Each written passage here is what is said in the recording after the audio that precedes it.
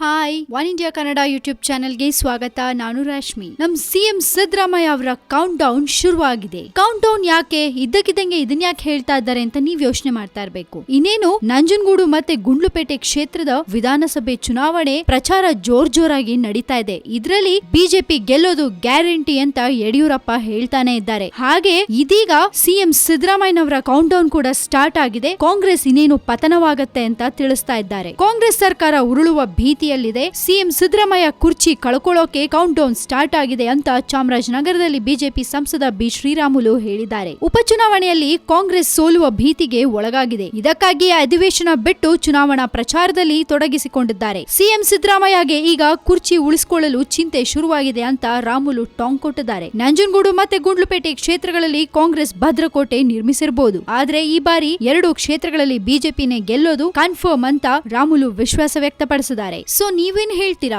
ನಿಮ್ ಪ್ರಕಾರ ಬಿಜೆಪಿ ಗೆದ್ರೆ ಒಳ್ಳೇದಾ ಅಥವಾ ಕಾಂಗ್ರೆಸ್ ಗೆದ್ರೆ ಒಳ್ಳೇದಾ? ನಿಮ್ಗೇನ್ ಅನ್ಸುತ್ತೆ ಅನ್ನೋದನ್ನ ನಮ್ಗೆ ಮರೀದೆ ತಿಳಿಸಿ. ಹಾಗೆ ಇನ್ನಷ್ಟು ಸುದ್ದಿಗಳಿಗೆ ನೀವು ಸಬ್ಸ್ಕ್ರೈಬ್ ಮಾಡಿ ನಮ್ಮ one India Kannada YouTube channel. ಜೊತೆಗೆ ಈ ನಮ್ಮ ವಿಡಿಯೋನ ದಯವಿಟ್ಟು ಲೈಕ್ ಮಾಡಿ, ಶೇರ್ ಮಾಡಿ.